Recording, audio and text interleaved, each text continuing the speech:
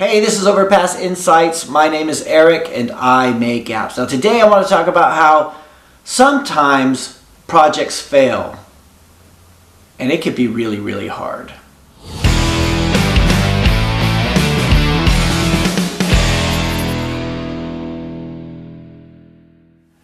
Okay, so today I want to talk about something that I don't normally talk about. Over the years with Overpass, we've done so many client projects. I mean, we must have done about 50. Some of them really big, some of them really small, but just like a lot of projects. Some of them just me working on them, some of them developers I'm working with. And and it's been nice. And one of the things, a lot of successes, a lot of happy clients, all that kind of stuff. And every so often, we'll have a project that fails. It's the kind of thing I don't like to talk about because, first of all, it's embarrassing, it's frustrating. A lot of times there's a lot of bad blood at the end of it, like a lot of hurt feelings or whatever. But I've had three really big projects which just did not go forward. They got to the point where it was just like, hey, we just had to part ways and usually, over the years, I've lost tens of thousands of pounds on these kind of things where, I've paid up front, the developers are paid, the time's been put into it, everything like that, and then the client is just, for whatever reason, not happy. And usually it's a result of scope creep. It's a result of scope creep and not defining the project enough up front. So you get to the point where you've just, a lot of the times when we're quoting for a fixed price project, we're saying something like, okay, we think this will be 20 developer days, 10 designer days, whatever. And then you get to the point where, the scope changes and everything like that. And you kind of deliver what you said you would deliver, but then it was like, no, I think we need to change this, we need to change that. And you go, okay, that would cost more. And then you get a bit of oh no, but we mentioned this in the other meeting and everything like that. And every so often you get somebody like that, which is why you have to be very, very careful about who you take on as a client project. As a client project, you have to be really specific up front, and you have to make them understand that this is in the quote and this is not in the quote. You have to be really, and even though something was mentioned in a meeting, it wasn't afterwards. So there's been a few times where it was just, there was a project I had a few years ago where we had a developer working on it. And he was really struggling with it, so I took it over and I started working on it.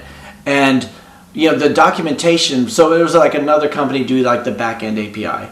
And the documentation wasn't coming through, and they kept changing the back end. And it got to this thing where it was we should have delivered it we were a year late on this project. And the budget was we were a year past the budget. So it was just me working on it. So it was just me spending my evenings just doing this. And you get to that point where you just kind of feel like a slave. I should have stopped 9 months earlier at least, but just kept going through it, and it was just a slog. And we got to the point where they said, oh, we forgot to tell you about this other feature. And I'm going, well, that wasn't part of the initial specification. I was like, yeah, no, but we mentioned it. That's always been what we've been thinking about. And I said, there's nothing written down. It's fine if you guys all knew about it, but nothing was ever mentioned to me or any of the developers. And that was when we just had to part ways. It was kind of it wasn't pretty. It wasn't nasty because we did settle on a figure, right? But it was kind of thing where I was devastated because I thought, even though we're way over budget, and the person taking on that budget, this guy right here, this idiot right here. So way over the budget. I thought, okay, my name is my bond. We're going to deliver this regardless. And then you got to the point where it's they were really just not being fair about any of that kind of stuff. And sometimes that just happens. And you leave them thinking you're trying to screw them over. And you're thinking dude, I've done everything you've asked of me. And basically it was nasty, and sometimes that kind of stuff happens. And I want to tell you guys about this, that sometimes projects do fail. So we've had other projects that failed, not because we delivered, but the App Store rejected it. And that was kind of a thing. It wasn't us, it wasn't, it was just sort of, that was a bad failure too, but unfortunately it wasn't the one It was one of the ones that I didn't have to absorb the cost of, but there's other ones that I have had to absorb the cost of. And I'm telling you about this because a lot of times you guys will ask me about, how do I find clients? How do I get client work like that?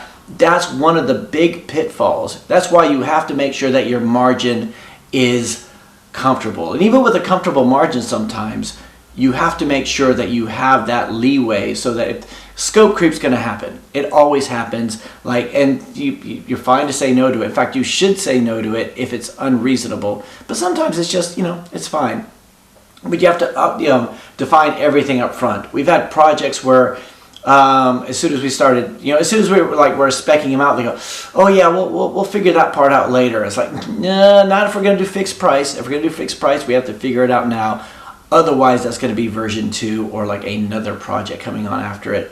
And that's one of the, it's like when we do think, so now when I work with clients, I have to really, really like them. And one of the things that I'll do is if I give a quote, and first of all, a quote is different than a ballpark. A ballpark is finger in the air. I think it'll cost, I don't know, 10,000, 15,000, whatever. You're just throwing a number out there. The quote is actually sitting down and mapping everything out. A lot of the times I think people think that we're selling a commodity. Like, Eric, how much would it cost to do an accounting system? And you're like, dude, man, I don't know. I'm not selling something off the shelf. This is like a custom thing. So it's more like a construction project. Like you have to, do all the measurements. How much is all the materials going to cost? How much is the manpower going to cost? All that kind of stuff. And it can't change once you start, right? Because then you have to tear everything down and do it again. And because it's software, a lot of times people don't understand it. They think we just make things out of thin air. But anyway, the reason I wanted to talk about this is because something had been bothering me for a while. Like a lot of times when I talk about, like I said, we've had so many successful projects. It's just those few that, sometimes they're so bad that they ruin your confidence. They kind of put you off. You start to, when somebody says, I got this app, can you help me out with it? And you're like, oh, and you go into it. It's like rebounding off a bad relationship. You're like, I don't know if I'll trust anyone again, but you should, because there's so many good people out there. There's so many good projects, but every so often you have to know when to call it quits. And also when you do your quote and do your contract, you have to have an out clause. You have to have that. If this doesn't work out, and you have to have the conditions, like if scope creep changes or if requirements change or whatever, for whatever reason, you have to give each other notice and you have to decide how you're going to settle that. And in the past, I've had, like I said, I've lost so much money and so much time through projects that I should have killed them off earlier. But you want to deliver.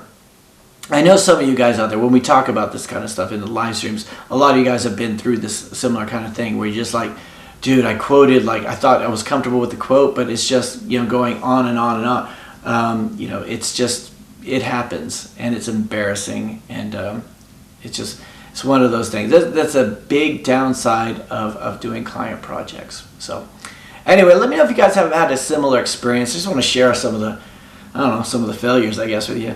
And I hope you guys, and let me know in the comments what you guys think. Thank you for liking and subscribing. And that's it for today. I'll talk to you again next time.